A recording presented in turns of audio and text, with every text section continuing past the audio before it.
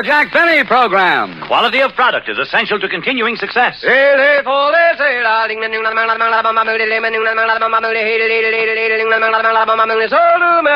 Lucky Strike means fine tobacco. So round, so firm, so fully packed, so free and easy on the draw. LSMFT. LSMFT. LSMFT. Of course. You said it. Lucky Strike means fine tobacco. So round, so firm, so fully packed, so free and easy on the draw.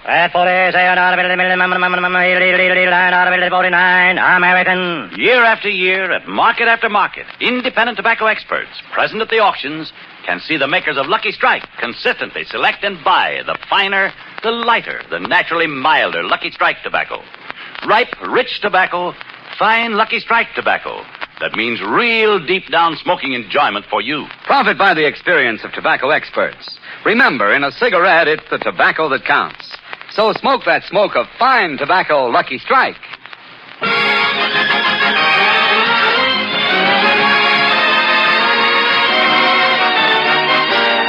The Lucky Strike program, starring Jack Benny with Mary Livingston, Phil Harris, Rochester, Larry Stevens, and yours truly, Don Wilson.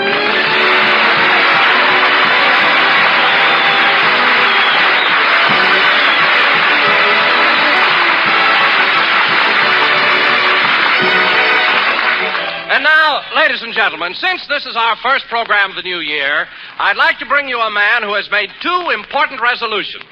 The first resolution was to give every member of his cast a raise. The second resolution was to forget the first one. And here he is, Jack Benny.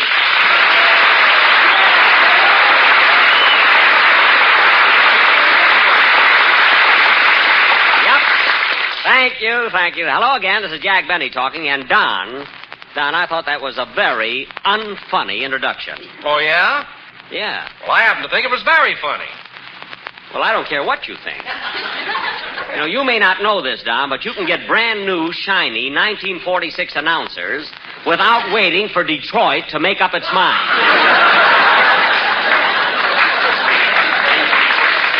You know, I wouldn't mind having a thin announcer for a change. I'm getting pretty sick of looking at a pot that big without flowers in it.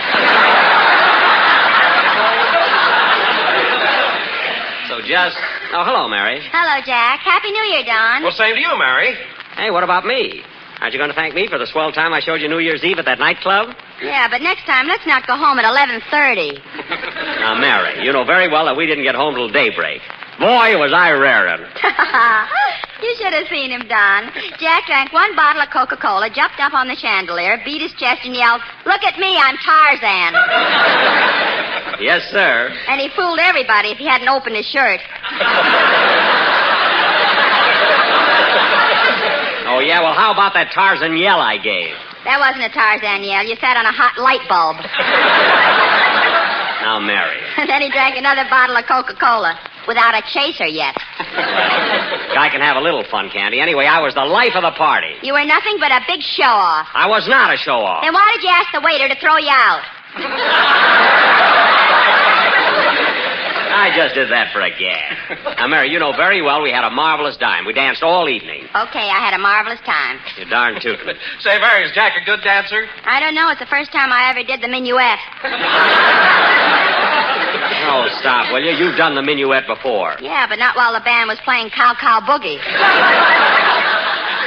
Mary, now, on New Year's Eve, you gotta let yourself go. Say, you know. Jack, what'd you do at the stroke of 12? What did he do? He said Happy New Year, took an aspirin, and passed out. Well, I wasn't out long, sister. And, Don, when I came to, I went around and kissed every woman in the place. You did? Yeah. And Mary was so jealous, she tried to stop me. I wasn't jealous. I was only trying to tell you the place was closed and those women were mopping up.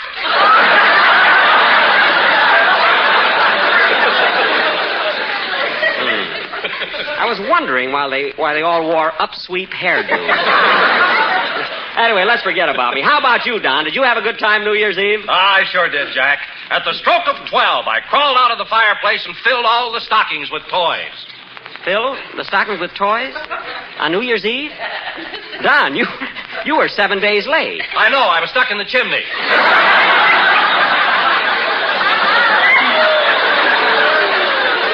Oh, I see. Well, that's terrible. You could have fallen down and hurt yourself. Yes, but I was lucky enough to catch the flu.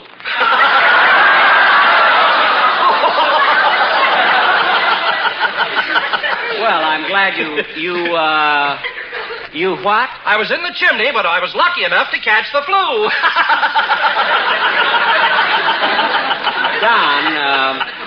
Don, I have an arrangement with Abbott and Costello. We leave them alone, and they leave us alone.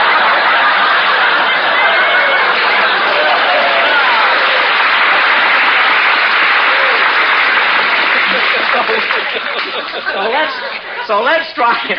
Well, hello, Larry. Happy New Year. Same to you, Jack. Jack? Why, Larry, what's come over you? You've always called me Mr. Benny. Well, don't you remember? On New Year's Eve, you said I could stop calling you Mr. Benny and call you Jack. When did I tell you that? Right after your second Coke. You mean before the aspirin tablet? Well, Larry, I still like the idea of you calling me Mr. Benny. I mean, it adds a little dignity to the program and shows you have respect for me. Do you want me to call you Mr. Benny, too? No, that won't be necessary, Mary. Gee, I can call him Jack. And now, folks... Wait till the girls at the May Company hear about this. Now, wait a minute. Don't get smart, Miss Livingston. Oh, do call me Mary. Now, cut that out! Come on, Larry, let's have your song. Now, Mary, you behave yourself, will you?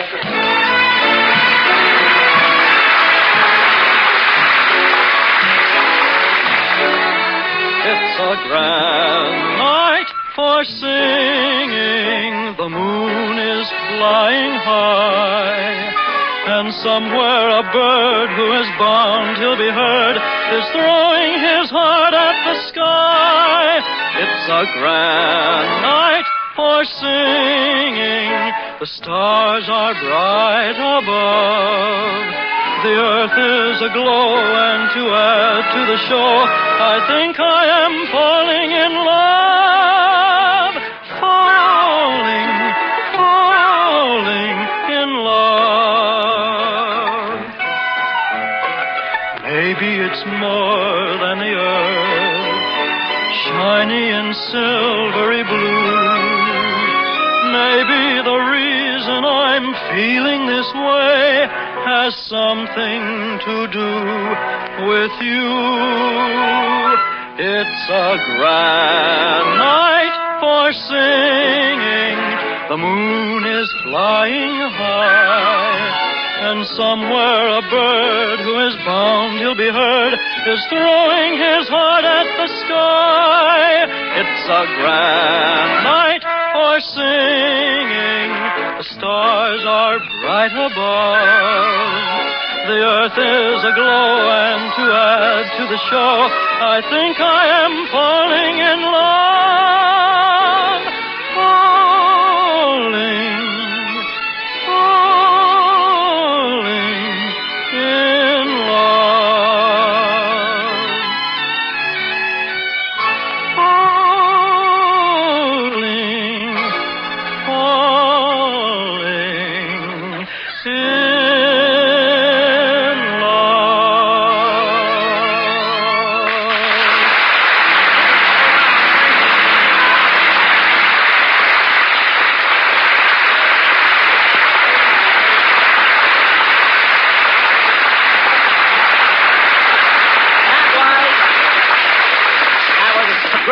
For singing, sung by Larry Seaton.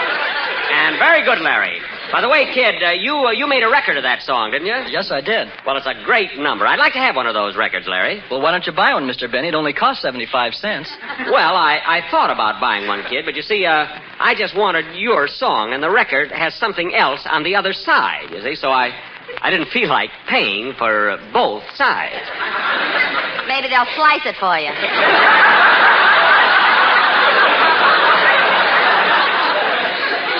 No, I asked them. And you should have heard. Hello, Dante. How you, Livy? And a good evening to you, Mr. Benny. What? Mr. Benny, Phil, what's that? One of my New Year's resolutions. Respect for the boss. I made it on New Year's Eve. Well, that's a nice resolution. They told me I made it, and I'm going to keep it.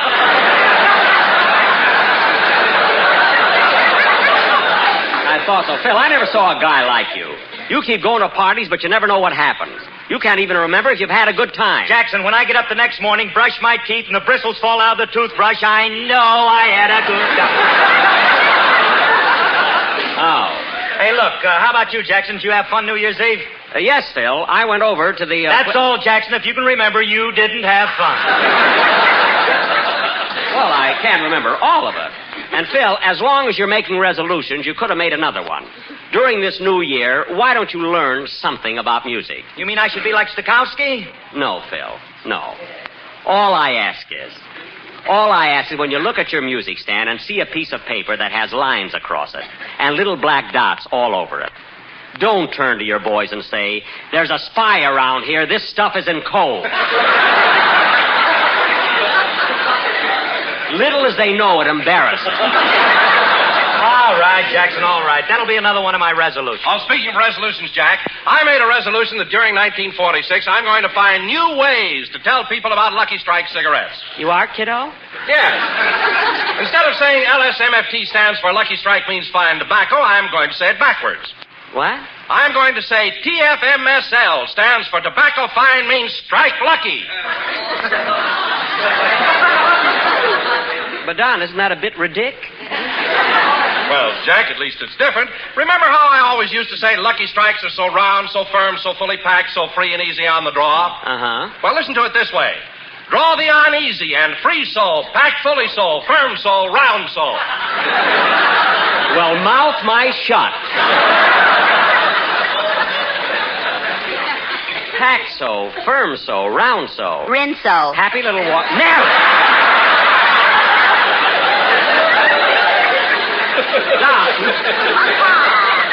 Don, if I were you, I'd forget about doing the commercial backwards. Just do it the regular way. Well, okay. And now, ladies and gentlemen, we will have a number by Phil Harris and his orchestra who will play it not backwards, not forwards, but in their usual manner. They'll start in the middle and blast both ways.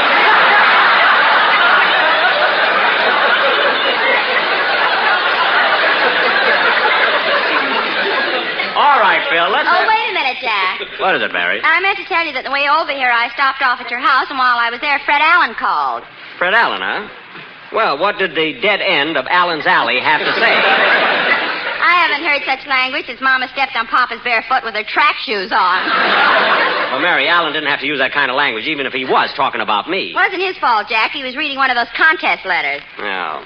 He's just jealous because more people hate me than him. That's all. What about the contest, Jack? Have the winners been picked yet? Not yet, Don. The judges are reading the letters as fast as they can. But on Sunday, January 27th, 3 weeks from tonight, we'll announce the winners. 3 weeks from tonight. It won't be very long until I'll be paying off the prizes. Hey, Jackson, as long as you're paying off, how about that little bet I won from you on the Rose Bowl game? Phil, I didn't see the game, so the bet's off.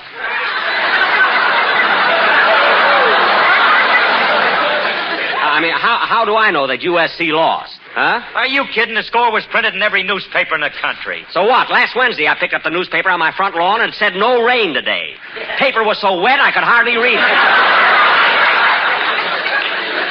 So don't be too sure about USC losing. Jackson, are you crazy? 90,000 people were at that game and saw Alabama win. I don't care if 100,000 people saw. I'm not taking the word of a lot of strangers.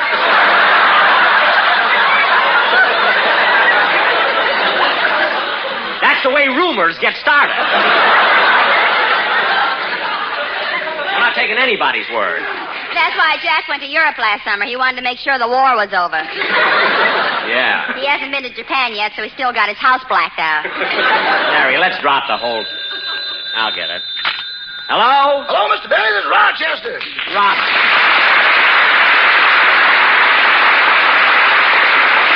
Rochester, you know I'm on the air. What did you call for? It's about Nottingham, your New English butler. He must be crazy. What's the matter now? When you left the house this morning, did you tell him to take the Christmas tree off the grand piano, cut it up into little pieces, and burn it?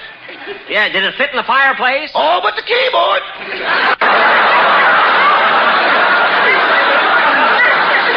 What, Rochester, do you mean to say that Nottingham damaged my grand piano? Damaged it? Boss, you know in front where it says Steinway and Sons? Yes?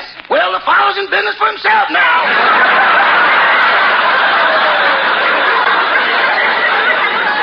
Oh, my God. Rochester, why didn't you stop him? Stop him, smop him. He wouldn't listen to me. But my grand piano, it's ruined. I told you I saved the keyboard. The keyboard, why would you just save that? Boss, you know how I feel about ivory. I should have known. Well, Rossi, did anything else happen? Not until the fireman got there. The fireman? Yeah, when Nottingham threw the piano in the fireplace, the flames shot up all over the roof. Well, did the fireman put it out? They sure did. I went outside and watched them. They climbed up a ladder, stuck a hose down the chimney, and turned it on full force. Uh-huh. And, boss, I couldn't understand how a chimney could hold so much water till I opened the front door. What? That tide hit me so hard I thought Frank Thomas was coaching it.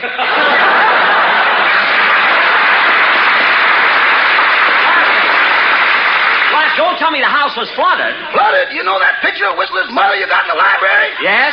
Well, the frame's still there, but she's in the living room diving for pennies. Rochester, stop with the jokes. Did you save my parrot? Boss, the last time I saw your parrot, he was sailing down the hall in your dirty hat shouting, Mr. Christian, come here! Oh, don't be so silly. Now, let the water out the back door. We might as well water the garden while we've got it. Okay, goodbye. Goodbye. What happened, Jack? What always happens when I leave the house? Come on, Phil, let's have a band number.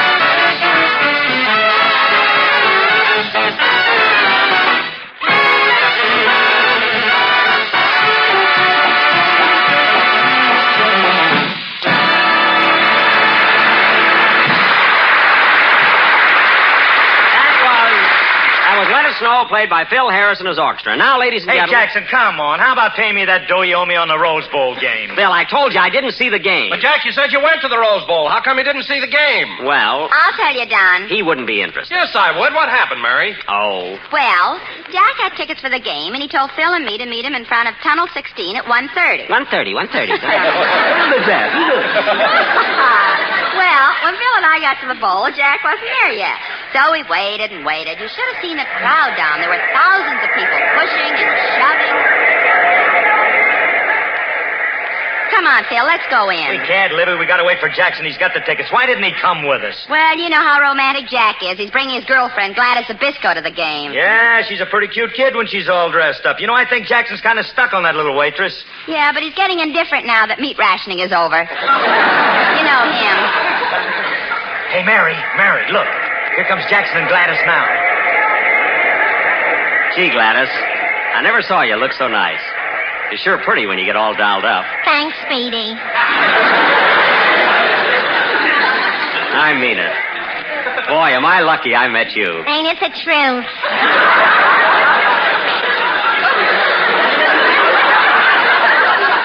That's fate for you. You know, I'd never have met you if I hadn't been hungry that night. Yeah, I'll never forget.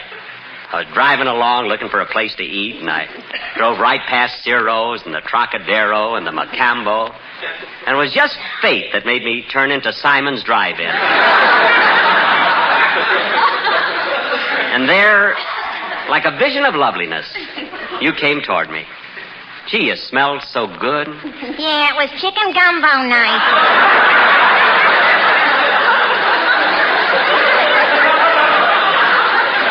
Uh-huh. 25 cents a bowl. A meal in itself. Oh, look, Gladys, there's Mary and Phil. Well, here we are, kids. Gladys, you know Mary, don't you? Sure. Hello, Mary. Hello, Gladys. Gee, that's a pretty fur. Did you trap it yourself? I should say not. Speedy ran over it on the way out here. Gladys. Hit it again, Jackson. It's still wiggling.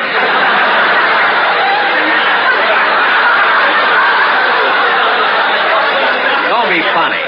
Gladys meant that it slipped off her shoulder and ran over it accidentally. Didn't you, Gladys? You tell him, big boy. You got the lips for it. Yeah. Come on, kids. Here's our gate. Let's go in. Tickets. Hold your own stubs, please. Here you are. Oh, hello, Gladys. Hello, Eddie. What's the special tonight? Beef soup and boiled potatoes. Oh, come on, Gladys. Forget business for a while. Okay, Speedy. Here's tunnel 16 over this way, Jackson. Now, let's stick together. Say, Gladys, you still working at the Shamrock Cafe? No, I'm back at the drive-in. Speedy thought I ought to be outside where it's healthier. Darn right. What's the use of being in California if you can't enjoy the sun? Yeah, but I sure wish I could get off the night shift.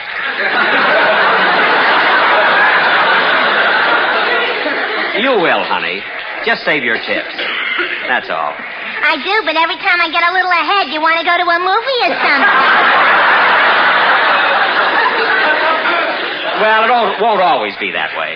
Hey, look who's here. Hiya, Gladys. Happy New Year. Same to you, Lefty. Lefty? You know everybody, don't you? That's Lefty Flanagan. What a sport. He always orders a la carte. Don't talk to him. But Lefty's a big tipper. Oh. Hiya, Lefty. Now, let's see. Where do we... Hey, look, there's a hot dog stand. Let's make with a mustard. Yeah, want a hot dog, Gladys? I'm not hungry right now. You can get me one when we're inside. Better get one now, Gladys. You know Seedy. That's Speedy. All right, I'll go over and buy the hot dog. You kids wait here so you won't get lost, huh? Hey, mister, 4 hot dogs, please. Yes, sir. Pickle in the middle and the mustard on top. Just the way you like him and the whole red top. Well, puppies coming up.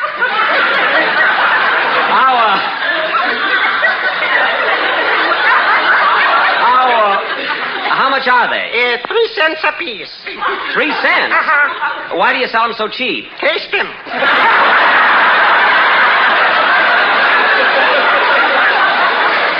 Oh, say, do they look? They do look like pretty tough weenies. Tough.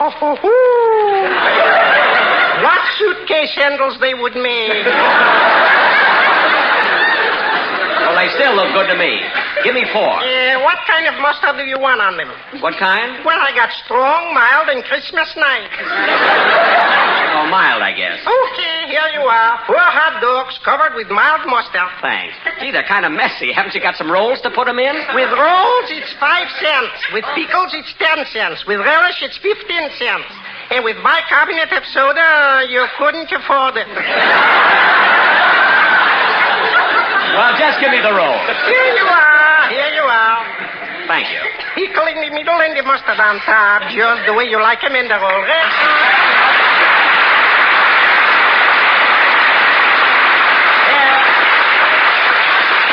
Here you are, kids. Take your hot dog. Thanks. Gee, I'm thirsty. What are we going to drink with our hot dog? Here you are, Gladys. Put that back in your pocket. Now, let's go in. Stubs, please. Let's see the numbers on your stubs. Here you are. Right this way. Just follow me. Oh, hello, Gladys. Why, hello, Nick. How are things? Fine. I'm on parole now. Come on. Show us our seats. Hey, listen to the cheering section.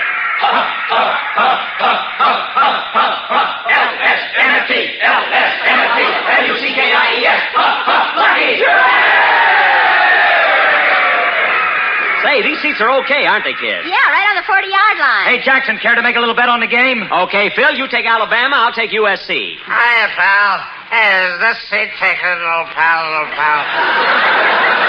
Oh, great. Look, mister, how about sitting someplace else? No, thanks. I'll never touch it. This would happen to me. How much dough you want to bet, Jackson? How much dough? Any amount you say, brother. Just name it. Okay, $50. $50? Okay, it's a bet. We must be sitting higher than I thought. Don't worry, I know what I'm doing. Peanuts, popcorn, chewing gum, peanuts, popcorn. Hello, Gladys, chewing gum. Oh, hello, Raven. For goodness sake, Gladys, must you say hello? Quiet. I want to hear the game. The game hasn't started yet. No, thanks. I'll never touch it.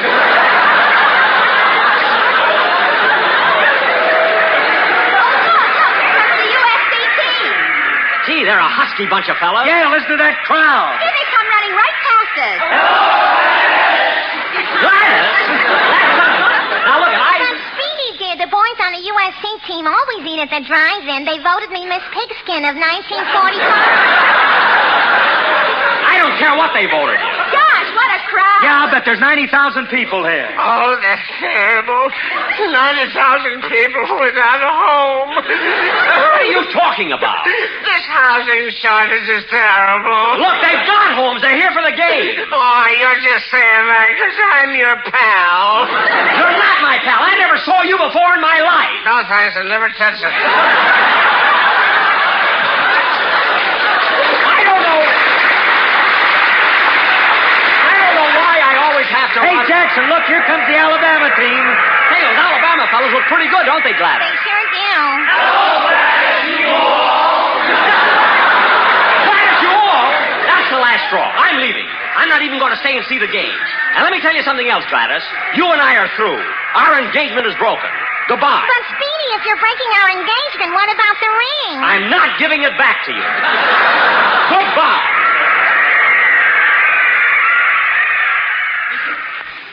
So there you are, Don. That's exactly what happened at the Rose Bowl on New Year's Day. Remember, ladies and gentlemen, 3 weeks from tonight on January 27th, we will announce the winners of the I Can't Stand Jack Benny contest. Now, Jack will be back in just a minute, but first, here is my good friend, L.A. Speedy Riggs.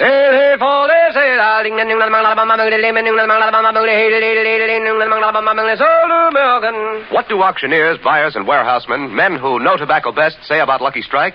Well, just listen to the words of Mr. Thomas Jefferson Green, independent tobacco auctioneer of Walnut Cove, North Carolina. He said, "For many years, I've noticed that at the different markets where I've been auctioneering, Lucky Strike has bought tobacco that was ripe and mild. So for my own cigarette, naturally, I picked Lucky Strike. Been smoking them for 21 years. Independent tobacco experts like Mr. Green surely know that it takes fine tobacco to make a fine cigarette. And Lucky Strike means fine tobacco. yes, Lucky Strike means fine tobacco. So smoke that smoke of fine tobacco, Lucky Strike. So round, so firm, so fully packed, so free and easy on the draw. The famous tobacco auctioneers heard on tonight's program are Mr. L.A. Speed Riggs of Goldsboro, North Carolina, and Mr. F.E. Boone of Lexington, Kentucky. At 49 out of 49, American. And this is Basil Rysdale speaking for Lucky Strike. LSMFT, LSMFT, LSMFT. A fact known the world over. Lucky Strike means fine tobacco. So round, so firm, so fully packed, so free and easy on the draw. Mary, I wish you'd stop telling Don everything that happens to Oh, me. I'm sorry, Jack. I won't do it again. Okay. Say, Mary, how would you like to go out to dinner now? And later we'll go dancing. No, not while you're wearing Gladys's ring. Well, I can't get it off. Good night, folks.